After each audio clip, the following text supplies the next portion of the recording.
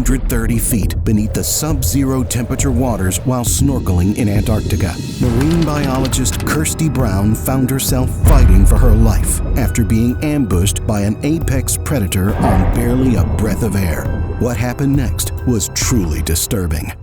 On July 22, 2003, 28-year-old Kirsty Brown was on a routine research mission working with the British Antarctic Survey at the Rothera Research Station on Adelaide Island.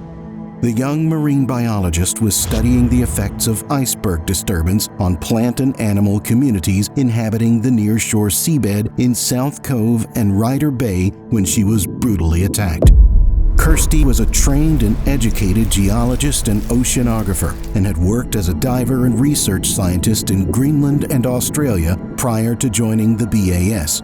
She had almost finished the first phase, which involved placing 500 concrete and plasticine markers on the seabed in relatively shallow waters to track iceberg gouging. However, right before they could move on to the next phase, their snorkeling expedition turned into an unbelievable nightmare.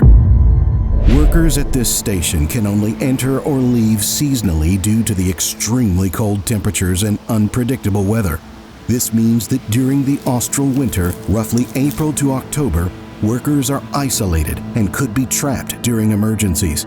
That is why the station is equipped with emergency supplies, medical facilities, and plans for evacuation during the more accessible months. The sea around the station is also mostly frozen for much of the year, and the landscape features empty snowfields which are almost impossible to navigate without special equipment. To ensure safety, the research team follows strict procedures and rules. One important rule is that no one is allowed to dive if a leopard seal is seen nearby. This policy had ensured the safety of the personnel and seals for more than 30 years, but that was about to take a tragic turn. Leopard seals usually aren't dangerous to people unless they feel threatened. However, it's best to avoid getting close to an apex predator that can weigh over 1,000 pounds or 500 kilograms. They can reach speeds up to 25 miles or 40 kilometers per hour and have massive jaws with both canine and serrated teeth. Known for often playing with their prey before consuming it, they thrash and shake their catch to break it into smaller pieces. With the air temperature at -8.1 degrees Celsius, Kirsty and her diving partner thoroughly checked the area before putting on their dry suits around 3 p.m. Unlike wetsuits, dry suits create an air barrier between the person's body and the water and provides critical insulation against the Arctic's freezing temperatures. Both divers also wore a diving computer and snorkeling gear, meaning they could only surface swim. At 3:10 p.m., Kirsty and her research partner started swimming through a thin layer of grease ice on the surface, but the water's visibility stayed clear up to 30 meters or close to 100 feet. Aside from checking for leopard seals, researchers upheld safe diving conditions by posting a shore party of 2 BAS personnel on land. The safety crew would watch for hazards and call a rescue boat if needed. In the familiar area, everything seemed normal. Kirsty and her diving partner naturally separated while swimming at different paces until they were about 15 to 20 meters apart. At that moment, Kirsty's partner noticed something massive heading straight for her. Kirsty didn't seem concerned as the unidentified animal circled her, observing her curiously.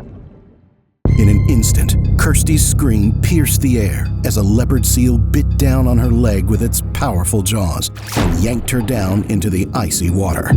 Kirsty and the massive leopard seal vanished, and for a few breathtaking seconds, she was gone. Alarmed, her partner began swimming toward her. Witnessing the unfolding drama, the shore party radioed the research station to help her. But then, just as suddenly, Kirsty resurfaced, and she wasn't alone. At that moment, the peaceful research expedition had transformed into a desperate fight for survival. Somehow, a solitary leopard seal had slipped their sight. Her partner helplessly watched as she fought to escape its grip, but it was no use. On land, these seals were clumsy, forced to bounce on their bellies to move.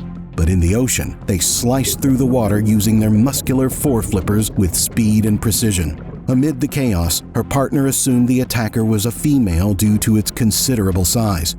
According to their account of events, the seal was approximately 4.5 meters, or nearly 15 feet long, measured with reference to the rescue boat. This meant that the animal could have easily weighed over 1,200 pounds, or 544 kilograms, nearly 10 times Kirsty's weight, who was 5'1" and weighed just 55 kilograms. The apex predator seemed determined to keep Kirsty in its sights. Terrified, the marine biologist kicked and thrashed for another few seconds before it pulled her into the icy depths again. Kirsty's partner had just reached them but lost sight of her again. The attack continued for over 10 minutes as the seal dragged Kirsty deeper and deeper, depriving her of oxygen. When she didn't resurface, her partner used his goggles to locate her. He spotted Kirsty struggling feebly against the relentless leopard seal, submerged 5 meters below, holding her by her fin. The seal let Kirsty go long enough to allow her to float toward the surface, before clamping its jaws on her again and dragging her back down. Kirsty's diving buddy was horrified as they realized she wasn't coming back from the black depths of the Arctic waters. The situation was dire. Realizing they could do nothing, her diving partner swam back to the shore to join the party. Meanwhile, the rescue boat sped towards the scene, searching for any sign of Kirsty, but they found nothing. She was lost for about 10 more excruciating minutes before her colleagues saw the seal again. It resurfaced around 3:35 p.m., nearly half a mile from where they last saw her. The leopard seal held on to Kirsty, dragging her face down across the water. As the rescue party approached, they realized the seal might be trying to eat her. Desperate to save her, a team member hit the leopard seal with a shovel. Finally, it let her go, losing interest as the crew quickly pulled her into the boat. The shore team started CPR as they returned to the research station. Once they were back, the staff worked tirelessly for an hour to resuscitate Kirsty. Officials soon visited the research station to investigate the incident, uncovering the alarming details of Kirsty's ordeal.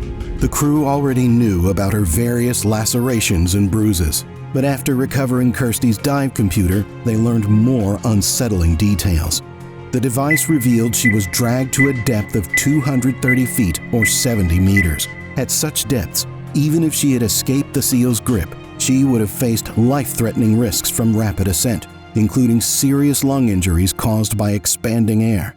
Despite the crew's best efforts, she didn't make it. The Falkland Islands coroner, NPM Sanders, performed her autopsy, ruling her death as an accidental drowning. Following the incident, BAS officials suspended all snorkeling and scuba diving activities. After a thorough review, BAS reinstated diving activities in January 2004. Now, researchers must observe the local wildlife for 30 minutes before snorkeling or scuba diving. Divers must also have a boating party present and use diver-to-surface communication devices. A nearby island in Ryder Bay was named Kirsty Island, honoring her legacy as a dedicated marine biologist.